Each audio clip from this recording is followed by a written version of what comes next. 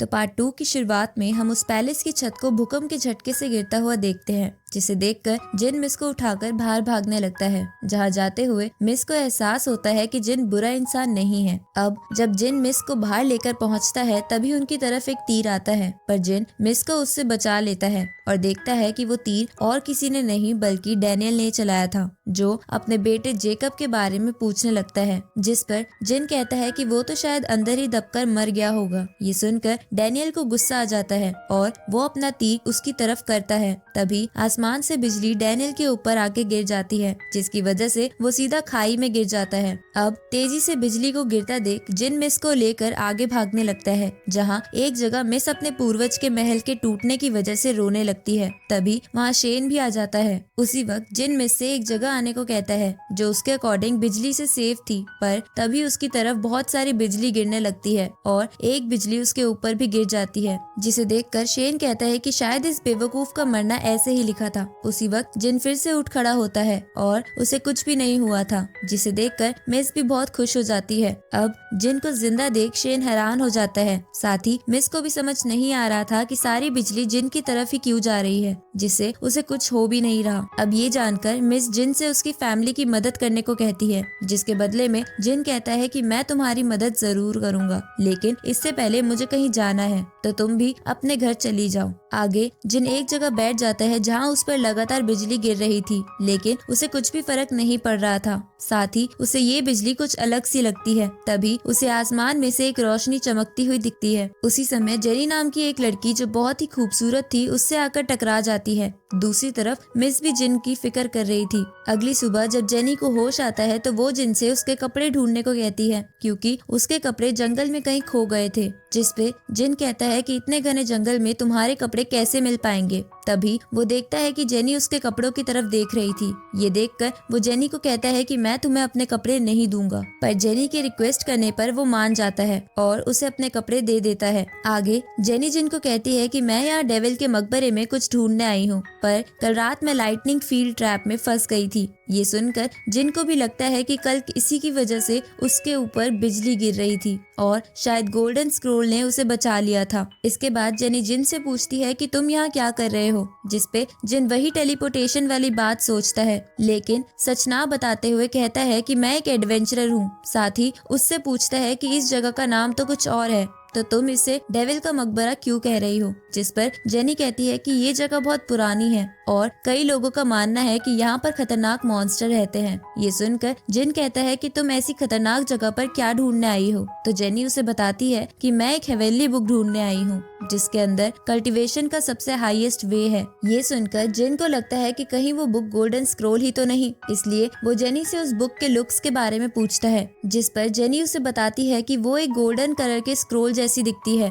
ये जानकर जिन हैरान हो जाता है और समझ जाता है कि वो वही स्क्रोल है जो उसके अंदर चला गया है, इसलिए वो जेनी को वहाँ रुकने का कहकर कहीं चला जाता है। ये देखकर जेनी को भी थोड़ा शक होता है। आगे हम स्पिरिचुअल वर्ल्ड में उस गोल्डन स्क्रोल द्वारा जिन को कल्टीवेट करते हुए देखते हैं, जिसे देखकर जिन भी हैरान था। थोड़ी देर बाद वहाँ जेनी आती है और जिन को कल्टीवेट करता देख कहती है कि तुम्हें अपनी मेथड को थोड़ा चेंज करना चाहिए, तो जिन भी चेंजेस कर लेता है, जिसके बाद वो और तेजी से स्पिरिचुअल एनर्जी एब्जॉर्ब करने लगता है, जिसकी वजह से जेनी के आसपास तेज तेज हवा चलने लगती है और वो जिन के आसपास बहुत सारी एनर्जी को देखती है, लेकिन उसे लगता है कि यहाँ के लोग बहुत ताकतवर है। इसके बाद जेनी जिन से पूछती है कि तुम इतनी स्ट्रॉन्ग एनर्जी कैसे एब्जॉर्ब कर रहे थे, जिसपे जिन कहता है कि ये तो बहुत ही आसान है, लेकिन जिन को उस एनर्जी के बारे में ज्यादा नहीं पता था। इसलिए जेनी जिन को बताती है कि कल्टीवेशन के 5 लेवल होते हैं, जिसमें तुम सेकंड स्टेज यानी स्पिरिचुअल लेवल पर हो, जिसको पार करने के लिए तुम्हें अर्थ और हेवन का ऑरा एब्जॉर्ब करना सीखना पड़ेगा, जो तुम्हारी बॉडी को साफ करेगा।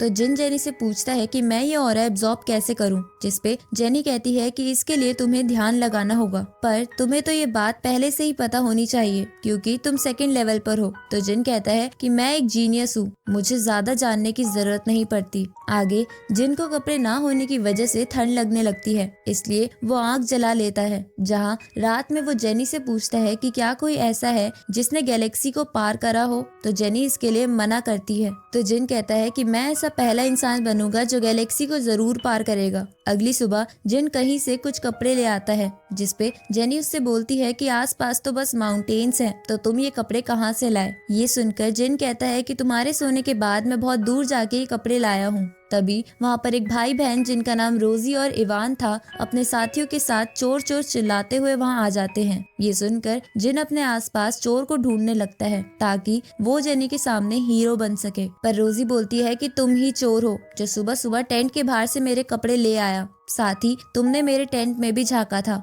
अब दो सिपाही जिन को घेर लेते हैं। तो जिन कहता है कि मुझे कपड़ों की जरूरत थी, इसलिए मैंने इसे बस बोरो करा है। जिस पर इवान कहता है कि तुम गंदे इंसान हो, क्योंकि कोई लड़का लड़की के कपड़े क्यों चुराएगा। ये सुन के जिन जेनी से मदद मांगता है। तो जेनी उन सबको बताती है कि ये एक गलत फहमी है, कल रात मेरे कपड़े फट गए थे, इसलिए ये मेरे लिए कपड़े लाया होगा। तभी जिन रोजी के कपड़े सूंघ कर कहता है कि ये तो बड़े गंदे हैं। ये देखकर रोजी गुस्से में वो कपड़े फाड़ देती है और जिन को मारने के लिए आगे बढ़ती है, पर जिन उसे आसानी से दूर धकेल देता है। अब जिन की पावर देखकर इवान कहता है कि तुम तो इतनी जल्दी स्पिरिचुअल लेवल पर भी पहुंच गए, यानी तुम कोई बुरे इंसान नहीं हो। लेकिन रोजी इस बात पर एग्री नहीं करती। इसके बाद इवान जिन से कहता है कि ये मेरी छोटी बहन है, इसलिए इसकी बात का बुरा मत मानो। साथ ही वो उससे बोलता है कि हम एक दूसरे शहर में जा रहे हैं और हमें बॉडीगार्ड की जरूरत है, तो क्या तुम ये काम करोगे। ये सुनकर जिन जेनी से इस बारे में पूछता है, तो जेनी भी साथ चलने के लिए मान जाती है। आगे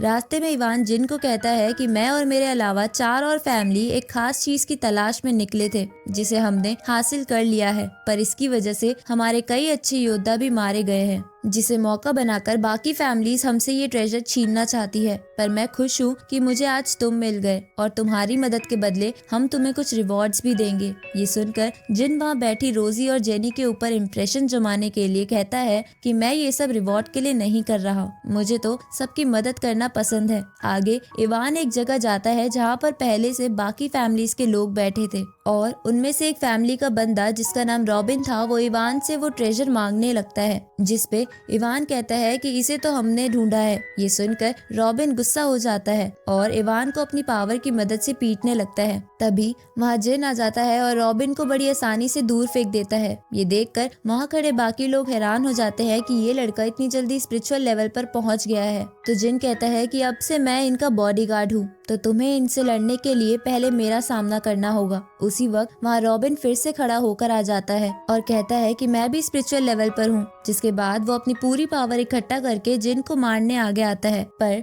जिन उसे बड़ी आसानी से नीचे गिराकर कहता है कि तुम्हें अभी बहुत कुछ सीखना है। ये देखकर इवान उनसे कहता है कि क्या तुम सबको अभी भी वो ट्रेजर चाहिए, जिसपे वो सब कुछ नहीं कहते। इसके बाद वो उस ट्रेजर बॉक्स को ओपन करने का डिसाइड करता है, जहाँ इवान जिन से कहता है कि हम इसे ओपन नहीं कर पा रहे, तो क्या तुम इसे ओपन कर सकते हो। ये सुनकर जिन बॉक्स को बीच में से काटने के लिए अपना हाथ आगे बढ़ाता है। ये देखकर उनमें से एक फैमिली का बंदा जिन को कहता है कि इससे बॉक्स के अंदर की चीज को नुकसान हो सकता है। तो जिन उस बॉक्स को बड़े ध्यान से देखने लगता है, जिसके अंदर उसे बहुत सारे होल्स दिखते हैं, जिसे देखकर जेनी उसे ओपन करने का तरीका समझ जाती है और जिन को इस बारे में बताती है। तो जिन भी ऐसा करके उस बॉक्स को खोल देता है, जिसके अंदर से एक मिड लेवल मार्शल एबिलिटी का स्क्रोल निकलता है। ये देखकर वो सभी उसे मांगने लगते हैं। तो जिन कहता है कि मैं इसके 4 टुकड़े कर देता हूँ और तुम सब इसे एक एक रख लो, लेकिन वो जिन को रोक देते हैं और आपस में स्क्रोल के लिए बहस करने लगते हैं।